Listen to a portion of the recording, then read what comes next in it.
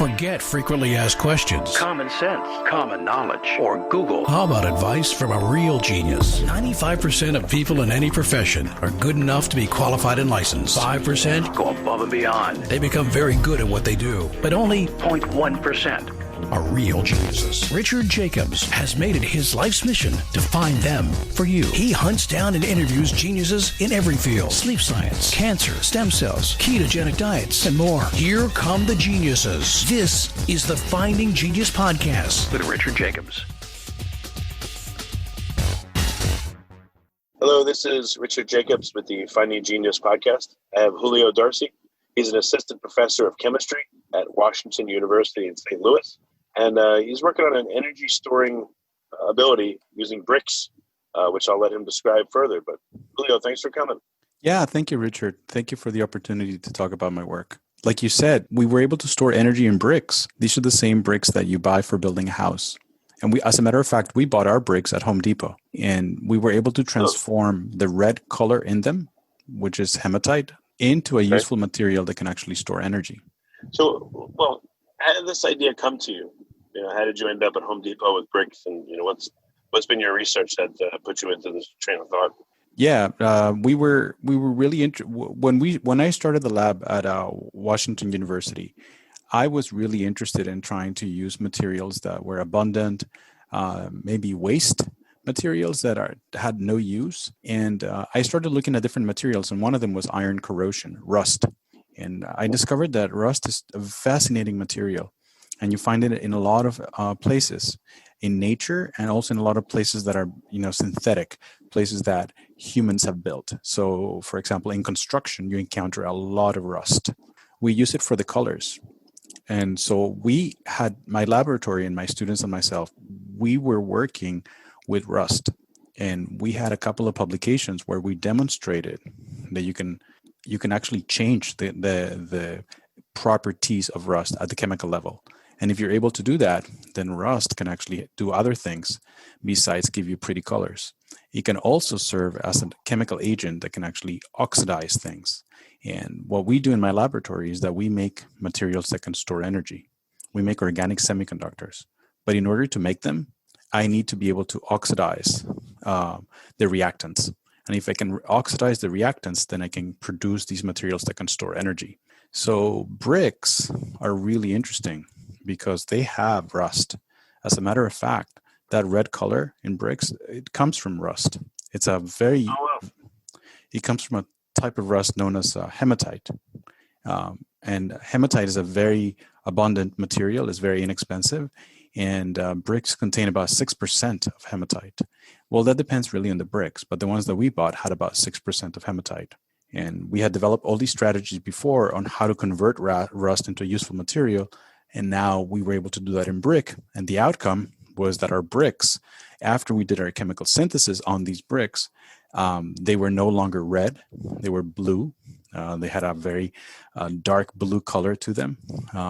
And also, if you looked in the microscope, the structure of the brick had changed. It was no longer an inorganic lattice made of glass. It was now coated by all these nanofibers, because what we did is that we put a coating of nanofibers outside and inside the bricks. We were able to make nanofibers grow from the inside of the brick and come out to the surface. So if our bricks get chipped, if you chip a little piece of our bricks, what you discover is that there's still nanofibers inside, which means that we're not really painting bricks with any type of coating. We're actually changing the chemical composition. And these little nanofibers are a type of semiconductor known as PDOT. And we grow these nanofibular PDOT coatings throughout the microstructure of the bricks. And what does PDOT stand for?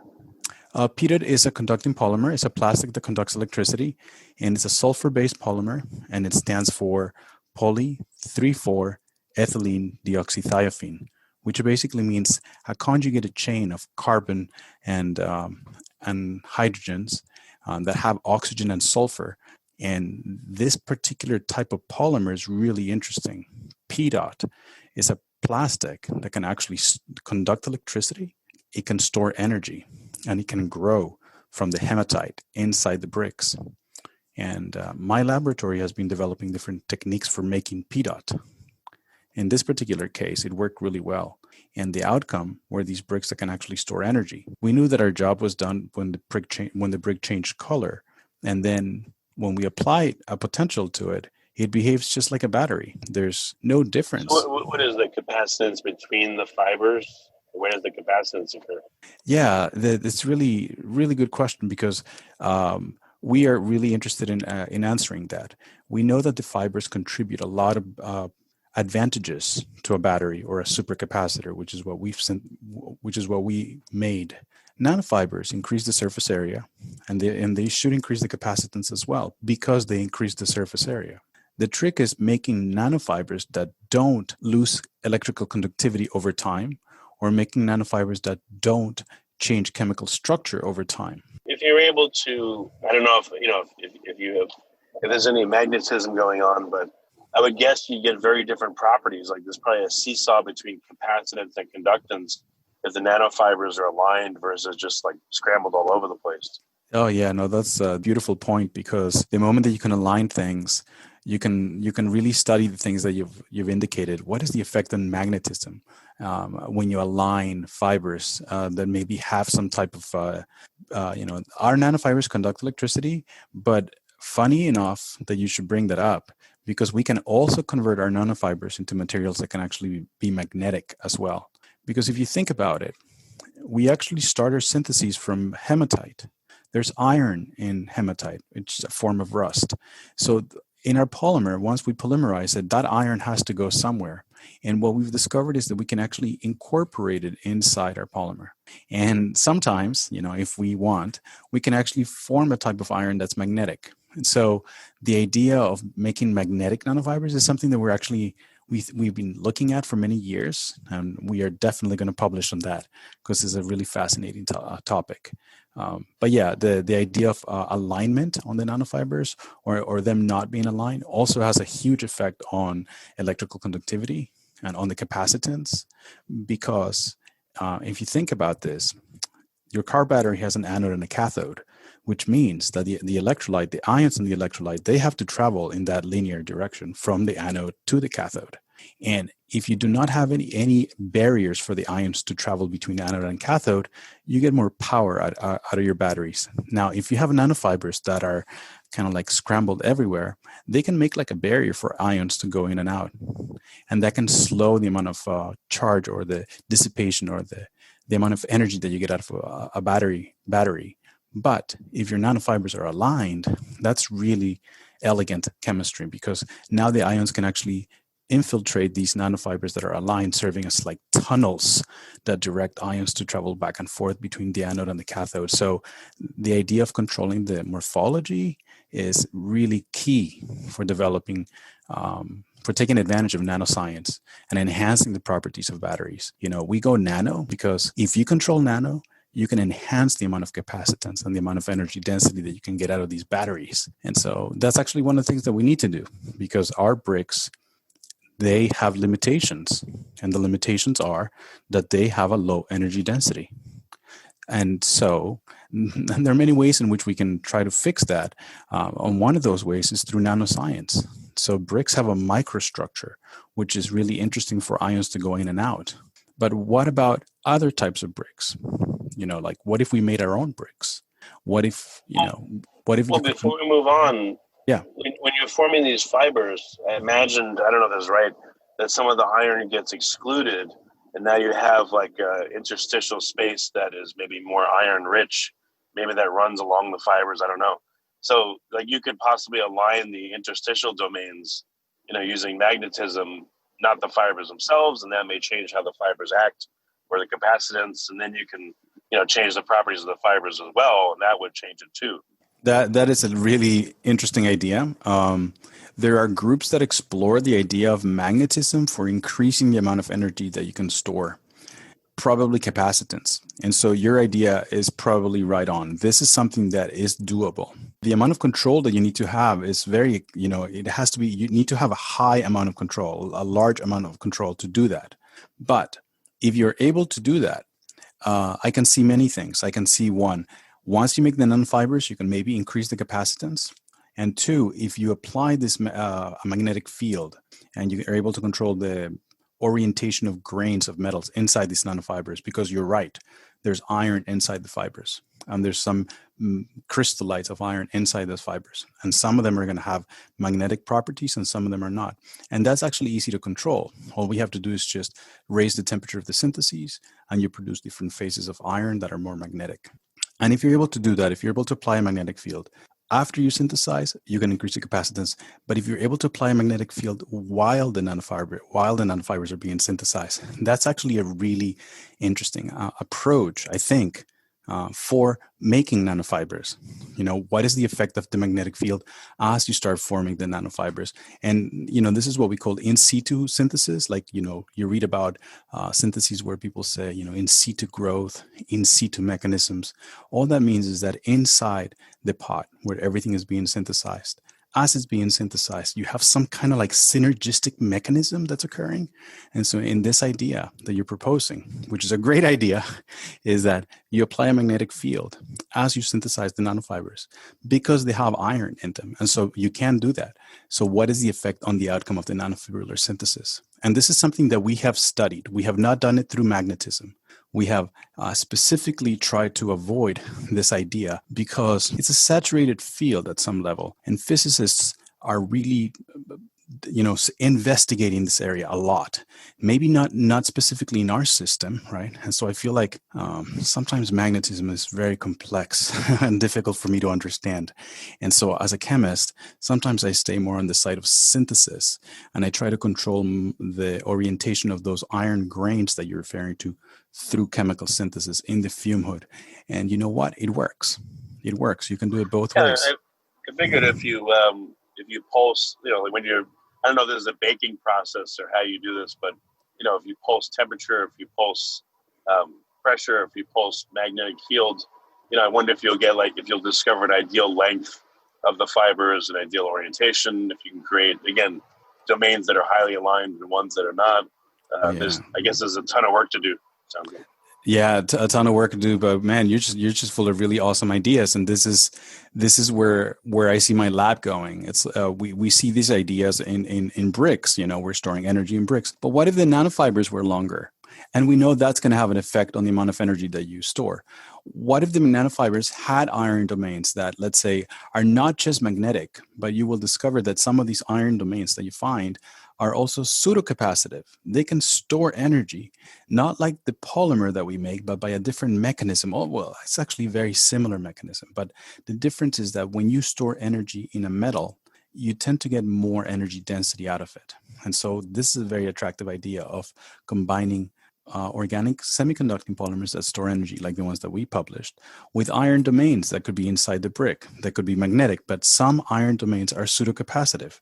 And funny enough that some of these that are magnetic are also pseudocapacitive. So Fe3O4 magnetite is one of the most popular iron oxides for its magnetic properties, but it's also very useful for making batteries based on iron that can store energy. So the idea of trying to incorporate iron from the brick that can store energy, plus the polymer that we add that stores energy, is like a double whammy, right? You're going to get the best out of the elemental composition in the brick that can be pseudocapacitive, and you're going to get the best out of our deposition that's also pseudocapacitive, and you can increase the energy density. And this is something that we are very much doing in the lab right now. We're trying to make our own bricks because this idea is going to work. This is not something we've invented, but the idea of using metal oxides for increasing energy density is one of the most popular and attractive strategies for increasing, for advancing batteries and supercapacitors, which is what we've made. Our bricks are supercapacitors. They're similar to batteries, but they don't have the energy density of batteries. They have a much lower energy density, and that's the limitation. That's why there's a lot of work to be done ahead for us. Is there any point in, after you make these special bricks, pulverizing them and harvesting just the PEMDOT or harvesting the interstitial domains to see if they're changed in a useful way? Yeah, actually, people are interested in that idea. The questions that I've received about that have to do with recycling. People are concerned about, we put a plastic on the surface of a brick. What happens what happens when you remove the brick from the house? can you pulverize it and separate the polymer from the brick? And the idea is that, yeah, you can. You can. Your idea is actually very interesting because you're saying, can you do chemical syntheses, by having the bricks being, serving as supercapacitors? And I'll tell you this, when we published our work, we cycled that battery or supercapacitor 10,000 times. If you like this podcast, please click the link in the description to subscribe and review us on iTunes. And it takes us about 13 minutes to recharge a wall of 50 bricks. That's what we calculated. So if you only have to recharge it once per every day, based on the number of cycles that we've done, it would take you 30 years before that wall, you would have to change, in theory, the polymer. So after 30 years of cycling it on and off, maybe there's actually some change in the inorganic orientation of any grain boundaries inside the bricks. I don't know. But the reviewers for our publication were very much concerned about that idea of, wait, hey, you're cycling back and forth a brick. Are you changing anything about the brick? And we tried it and we discovered that we're not, at least based on this 10,000 cycles that we carried out. A brick is basically 80% glass. It's just glass, which is very insulating. So when we're applying all these electrical potentials, the brick is really not experiencing any electrical potential changes. The electrolyte, on the other hand, is a little acidic, but glass is very stable under acidic conditions.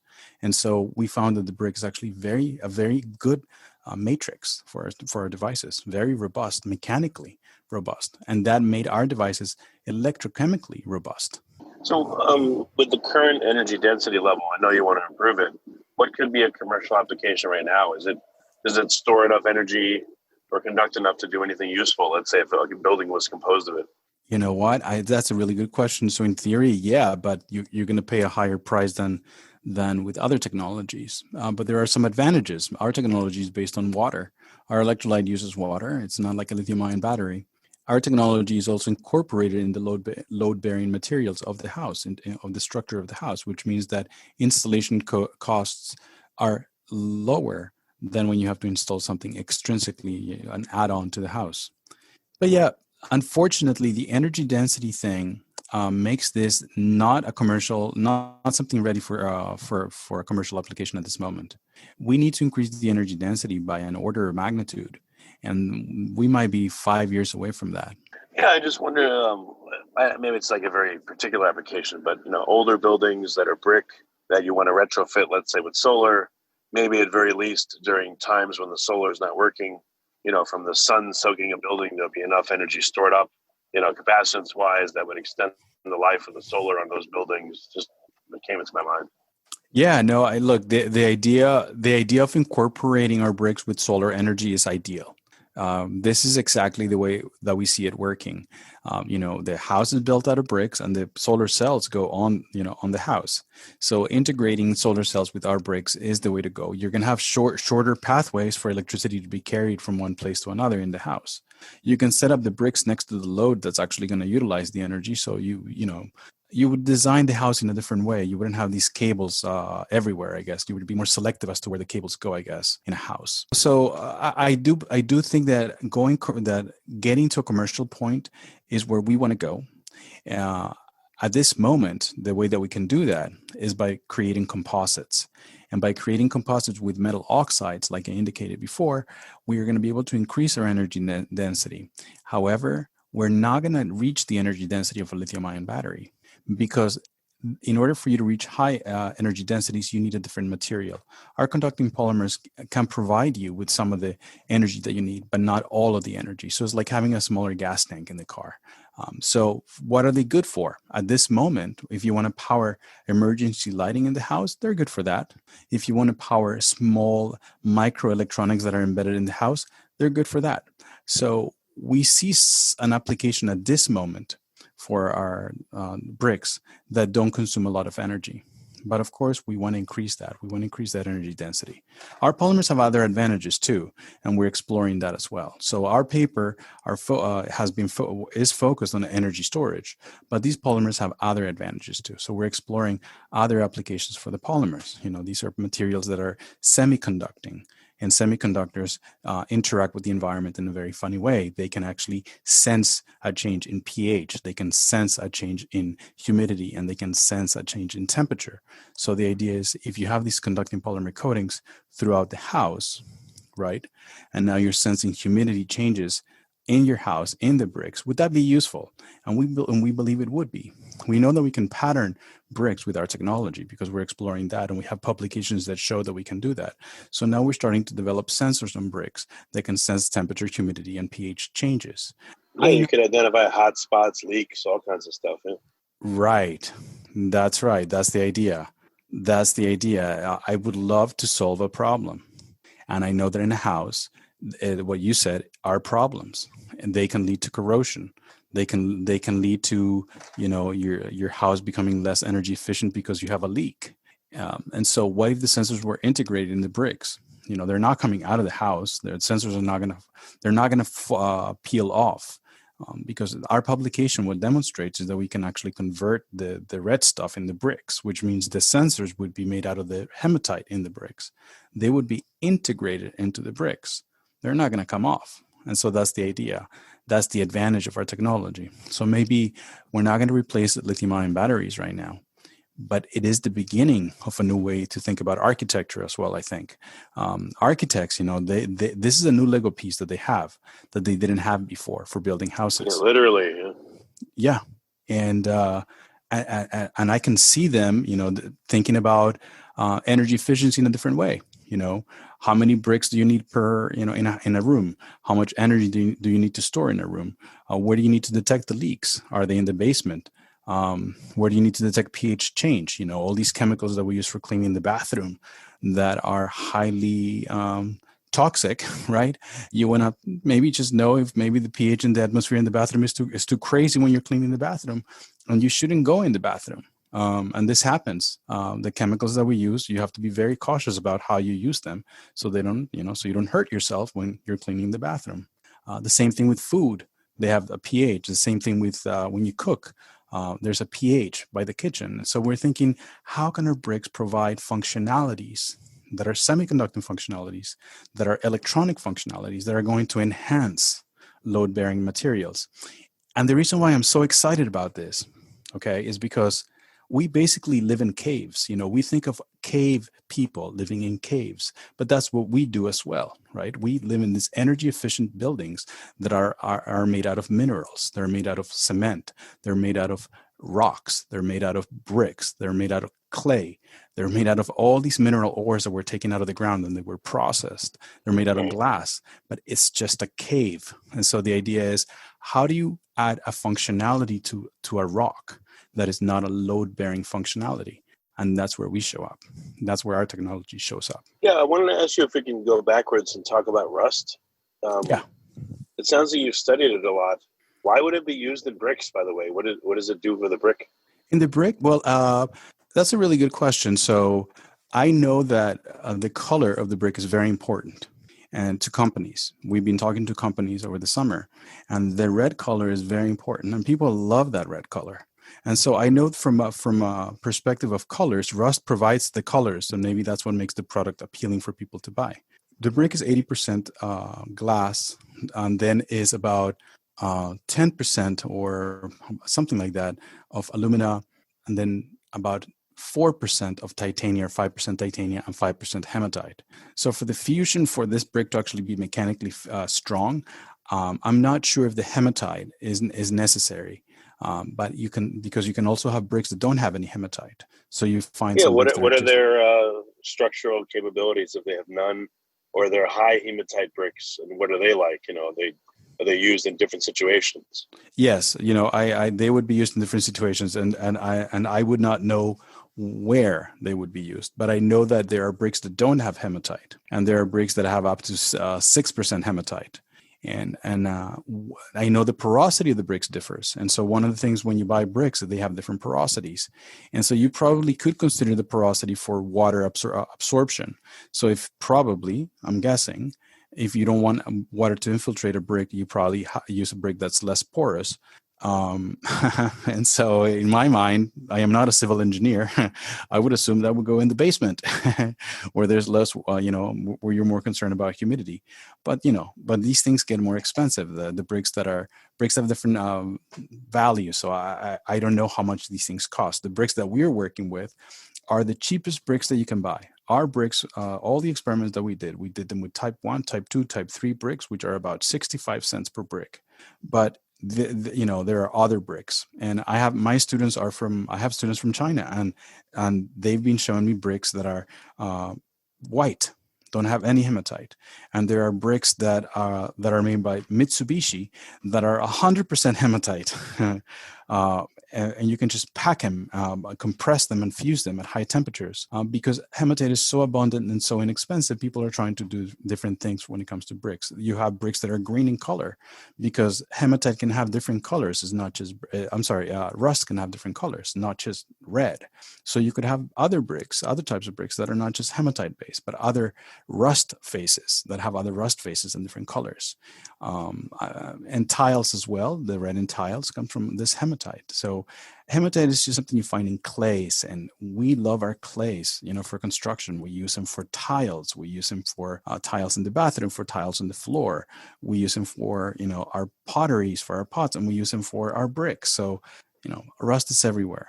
Yeah, in my construction. instinct is, I know you're busy. My instinct is telling me, though, that you should hang out with some brick experts and ask them something. I bet you something's going to jump out at you that'll get you to this higher energy density a lot faster if you understand bricks themselves and all the different contexts in which they're used, and then hematite and rust.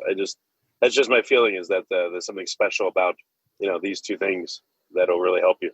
Yeah, I agree with you. I think that brick experts, they bring knowledge on the mineral contents. And these are geologists, people that work for brick companies are geologists that specialize in understanding all the minerals that go into that you can find in bricks. And there are thousands of types of bricks, and they have all different types of geological compositions with different elements. And we have been working with mainly iron oxides, but there are other oxides that you find in bricks that could be very useful to us. That store energy as well. So yeah, you're actually right again. This is very cool. You have a lot of really good ideas. This is exactly what we need to do.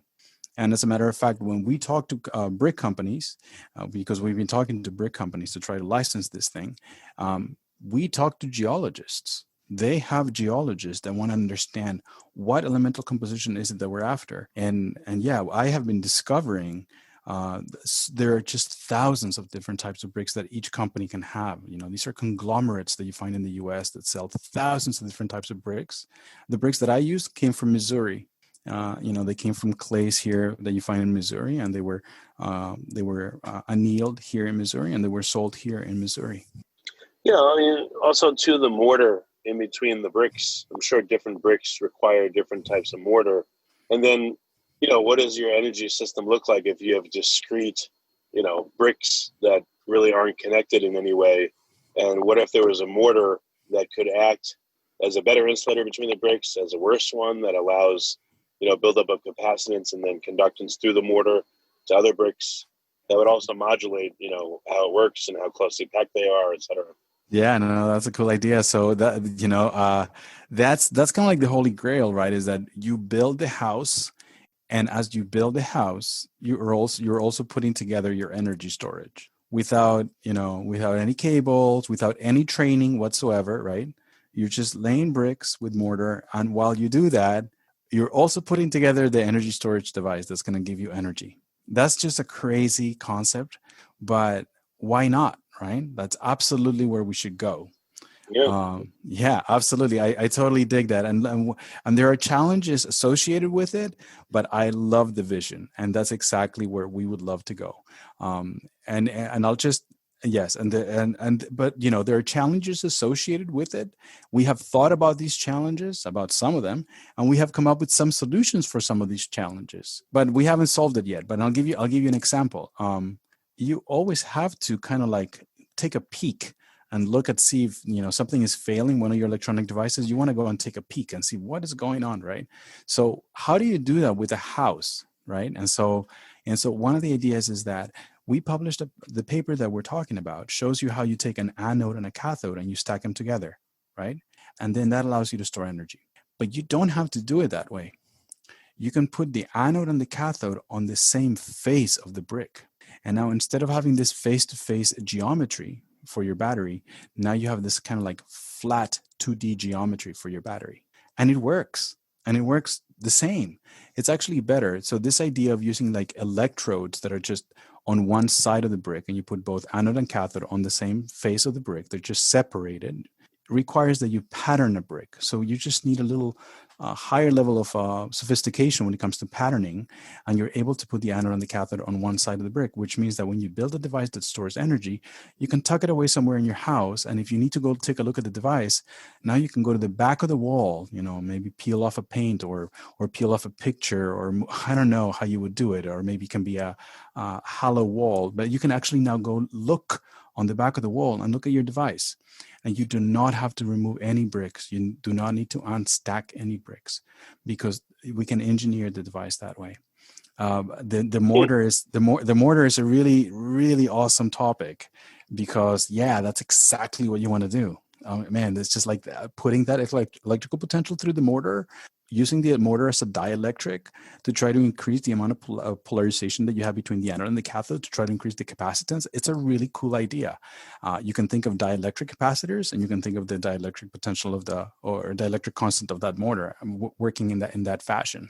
What are the challenges? Well, the mortar has a high pH. Very high pH, and that pH is tricky to work with. And so one of the things that you can do is you can put the mortar, but don't put the device that stores energy close to the mortar, so you can protect it from the pH.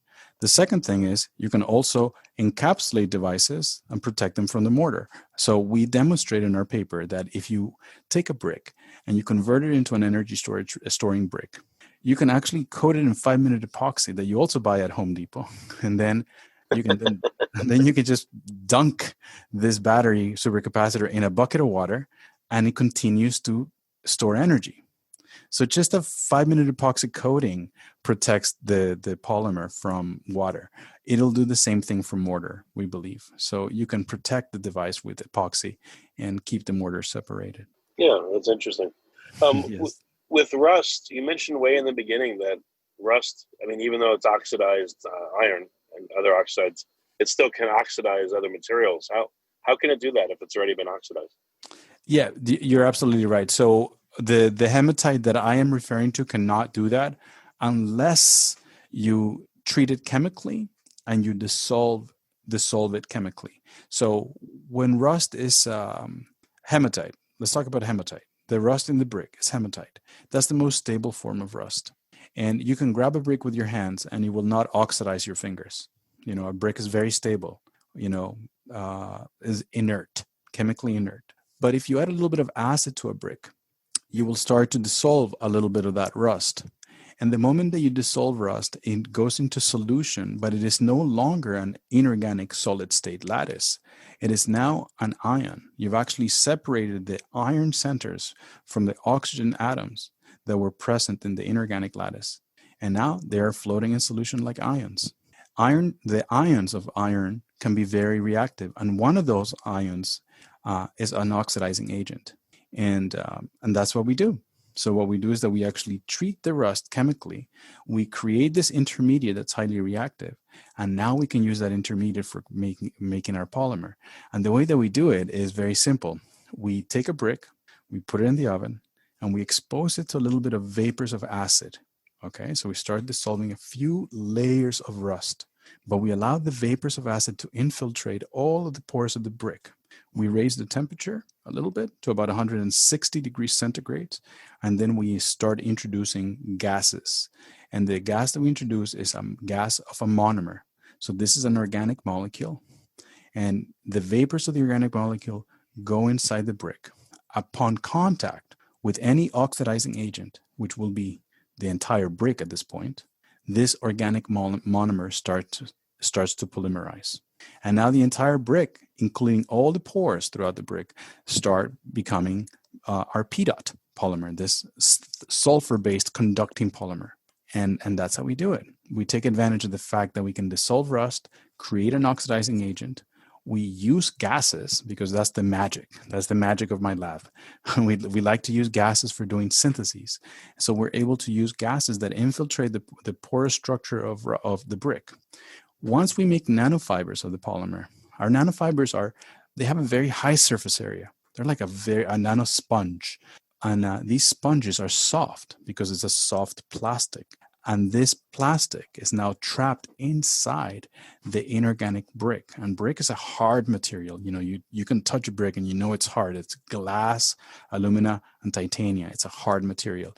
But all these soft plastics, all these soft nanofibers that we've synthesized are now trapped inside and they cannot come out. So we have kind of like a very interesting, like a sponge of nanofibers, soft nanofibers throughout all the structure of the brick, throughout all the pores. And what's good about all of this is that our polymers allowed the diffusion of gases and they allowed the diffusion of ions in solution. So we don't plug the pores. The pores are not blocked. Our polymers are there and they do add resistance to the ionic conductivity, but they don't block completely the ions. So ions can go in through the pores of the brick and they can interact with all the nanofibers of our polymers that can then store energy. But if you, I was thinking a funny example is like reverse chocolate chip ice cream, where instead of the chips are hard, the ice cream's soft. The brick is the opposite. The brick is hard and the polymers are the soft chips inside. But just the joke. And that's exactly what it is. I like to think of a brick as a sponge. Also, it's just a very hard sponge, but it's very porous. And inside we put another sponge, but it's a very soft sponge. And it's not coming out because you can take a brick and you can paint it. And once you paint it, maybe it stores energy because the paint can store energy. Maybe you can paint it and now it conducts electricity because the paint can conduct electricity. But eventually it will chip off. It will delaminate. Once it delaminates. What is the PEM density? If you start at the surface of the brick, a treated brick, and you go inwards, what does the density of the PEM look like? How fast does it fall off? So the density. So you mean the coating? How much? Okay, so we can control that. We can control that very well.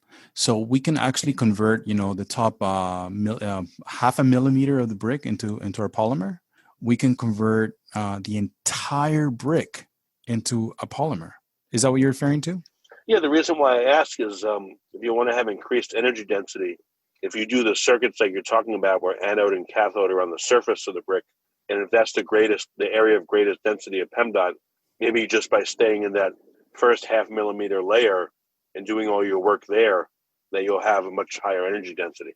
No, wow, you're 100% right. Yeah, you can. So when you measure the energy density, you're going to have choices. And so one of the choices is, look, I can store X amount of energy, but then you have to quantify, then you have to clarify how you made that measurement. And so you have to normalize it. And when you normalize energy density, you have three choices. You can normalize it by mass, by volume, or by surface area. And by area. And so the idea is that if you can coat the entire brick and you can make a very thick coating of P dot, and you normalize energy density by area, the thicker the coating, the more polymer you have per area. So you get a very large capacitance, and it works. The problem is that the thicker the coatings, the slower the diffusion of the ions into the polymer and into the brick. And at some point, after 1 millimeter, or even like after half a millimeter, it becomes incredibly resistive for ions to go in the brick. And the only way they can do that, is if you apply a lot of potential. And so the idea of going really thick in the coatings is a good idea, but it has a limit. At some point, you start making these coatings so thick, the resistance increases, and you're not able to store more energy, regardless of how thick you make them. But look, this is just based on a brick. So I'm guessing that your next question will be, what if you could align the pores of the brick? I don't know if you were going to ask me that, but I presumed you would ask me that because you've asked me that before, and I can tell that you really understand nanoscience, and so Richard, I presumed that you would ask me that, and the answer would be, yeah. If you can align the pores of the brick, you can make them thicker and you can overcome the resistance of ions going in. So I think going thicker is a really good idea. I think it has limits, but there are solutions to some of the challenges associated with going thicker. Yeah, my guess is you'll probably have to work with a brick maker, brick manufacturer, and you'll tell them the parameters you want, and they'll make a brick in such a way that you'll get the energy density you want. And then your challenge will be like, okay, with existing bricks out there now, how do we do the same thing? You're 100% right. But you know what? We are making our own bricks. We can do that. But it's too much fun, Richard. I could not pass it up. I had the opportunity to make our own bricks, so that's what we're doing right now. We're making our own bricks. But making your own bricks is not the same as manufacturing bricks, right? So that the idea of going from lab to manufacturing is a whole different world, right? So maybe we come up with the most ideal brick, but maybe it's just so incredibly expensive, or maybe not. Maybe we learned something that we can now apply, like you said, to a real commercial brick that's out there. I think both ideas are brilliant. I think making your own bricks and then buying the right brick, those ideas are good ideas. I just cannot pass up the opportunity on making bricks because I am a chemist. Cool. And they're so cool. They're so, just bake something at 1,000 degrees C. We have the capacity. We do that in my lab all the time. We can go, higher than that. And then again, we don't make bricks the size of regular bricks. Our bricks are like 1 centimeter by half a centimeter, by, I don't know, 1 by 3 millimeters. We make little tiny bricks. And so for us, it's not a lot of work to make bricks, a regular size brick would last us a whole year. Well, what I noticed, though, is a lot of the newer construction, it looks like they're just doing brick facades. They have their typical drywall, whatever they use, and then they put on, I guess it's a 1/4 inch thick or 1/2 inch thick brick facade. So if you can also use those and they're workable for you, you don't have to just only deal with buildings with the big fat bricks. Yeah. Older construction, that'll work too. But it seems like anymore people don't use bricks very often to make like an entire house or a wall. They're just using this facade material. Yeah, that's right. That's one of the things that I've learned recently. I have a friend who's an architect. His name is Pablo Moyano, and he is an architect here at Washington University. And Pablo, he's been teaching me a lot of things about architecture. And one of the things that I learned is that building with bricks is more expensive than with concrete. And so that kind of construction is declining, more expensive. And so the idea of the facade is a good idea because, it allows you to have the beautiful brick facade that you want. And if absolutely. It's functional too, because of your technology, all the better. Yeah, absolutely. Totally functional and all the better because the whole idea is to store energy. People love that red color though. So whatever I add value to a brick, I cannot touch that red color. I have to develop my devices without affecting the facade because people love that red color. It's part of culture almost, like as part of like when you think of a house, you think of the red color, it's part of like the American culture, I guess, maybe it's universal. Maybe the entire world feels the same way about bricks. They have to be red. No, I've noticed whenever I see ones that are not red, they look fake. They look altered. Go. And the red is the original, that ochre color, Yeah, that's what you want, and that's what you want. That's what I've learned. Every time that I talk to a company about this technology, they always want to ask me that. How do we hide this? How do we hide this so we can not affect the beautiful red color? Because companies spend so much money on that red color, on trying to get the right colors, different tones. There's just so many different tones of bricks, the reds. Interesting. Yeah. Well, very cool. Well, Julio, thanks for coming on the podcast. What's the best way for people to find out more about your project and follow it as it goes? Yeah, great. I am an assistant professor of chemistry at Washington University. So you can just type Washington University Organic Electronics or my name, D'Arcy, and you'll find me in the chemistry department in St. Louis at WashU. I have a website and I have all my publications and a little excerpt about this technology. And you can also email me. I have my email. It's jdarcy@wustl.edu. If you have any questions, please do. Okay. Well, very good. Julio, thanks for coming on. I appreciate it. Thank you, Richard. Thank you for having me. It was a pleasure. If you like this podcast, please click the link in the description to subscribe and review us on iTunes. You've been listening to the Finding Genius podcast with Richard Jacobs.